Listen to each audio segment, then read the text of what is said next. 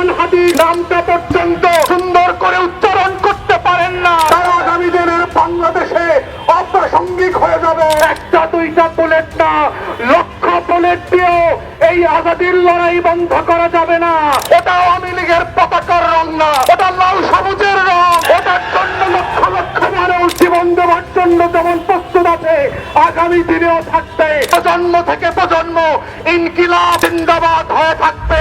প্রথম কথা হচ্ছে যে আমরা লড়াইয়ের জায়গা থেকে বারবার বলেছি যে একটা রাষ্ট্র অথবা একটা জাতিকে জাতি হয়ে ওঠার যে সংগ্রাম লড়াই, তার ভিত্তি হয়ে উঠতে হয় হচ্ছে তার শত্রু চেনবার মধ্য দিয়ে। বাংলাদেশে আমার এই সোনার বাংলার সুশীল বুদ্ধিবেশ্যারা গত 54 বছর এই জাতির সবচেয়ে ক্ষতিকর শত্রুকে বন্ধু আকারে আমাদের সামনে পরিচয় করিয়েছে এবং এতবার বলেছে যে পৃথিবীর ইতিহাসের সমাজবিজ্ঞান রাষ্ট্রবিজ্ঞানে যে শত্রু সাপেক্ষে রাষ্ট্র হয়, আজাদির লড়াইটা যে শত্রু সাপেক্ষে হয়। প্রত্যেক রাষ্ট্রের নাগরিককে তার সময়ের ঐতিহাসিক পরম্পরার জগৎ শেখ, অমিচাঁদ, রায়দুল্লভ, লেন্দুক দর্জিদেরকে যে পরিচয় করিয়ে দিতে হয়, জাতির যুবকদের সামনে ঘসিটি বেগম আর মীর জাফরদেরকে প্রতি প্রজন্মের কাছে যেভাবে পরিচয় করিয়ে দিতে হয়, আমাদের দেশের বুদ্ধিবেশ্যারা, গোলাম মিডিয়া এবং রাজনৈতিক দলগুলো দেশের সবচেয়ে ক্ষতিকর এলিমেন্ট গুলোকে জাতির তরুণদের সামনে বন্ধু বেশে গত 54টা বছর পেশ করেছে। এবং যেটা করবার মধ্য দিয়ে যেটা হয়েছে, আমার স্বাধীনতা, আমার সার্বভৌমত্ব, আমার জাতীয় স্বার্থ, আমার আত্মমর্যাদা বারবার ভুলুণ্ঠিত হয়েছে। রাজনৈতিক দলগুলো যেভাবে আমার হাসনাত ভাই বলে গেছে, এত পাইনলেস বনলেস হয়েছে ক্ষমতার জন্য। ফকির মিসকিন বস্তির ছেলেমেয়েরা আজকে বড় বড় রাজনৈতিক দলের নেতা হয়েছে।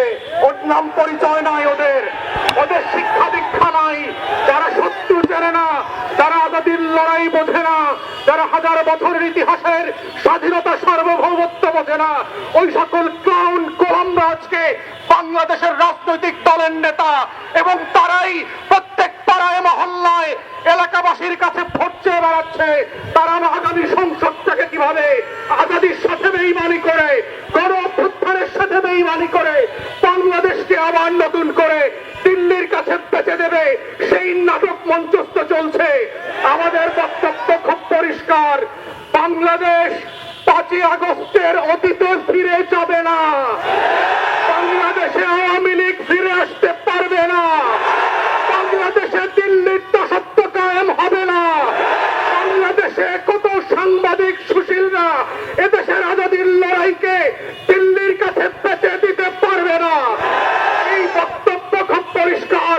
যারা বাংলাদেশের আনাচে কানাচে প্রান্তে ঘুরে বেড়ান নাই, যারা বাংলাদেশের অলিতে গলিতে টং দোকানে আজাদির আকাঙ্ক্ষা বোঝেন না, যারা ওসমান হাদির নামটা পর্যন্ত সুন্দর করে উচ্চারণ করতে পারেন না, তারা ইনকিলাব মঞ্চের নাম শোনেন নাই, তারা আগামী দিনের বাংলাদেশে অপ্রাসঙ্গিক হয়ে যাবেন।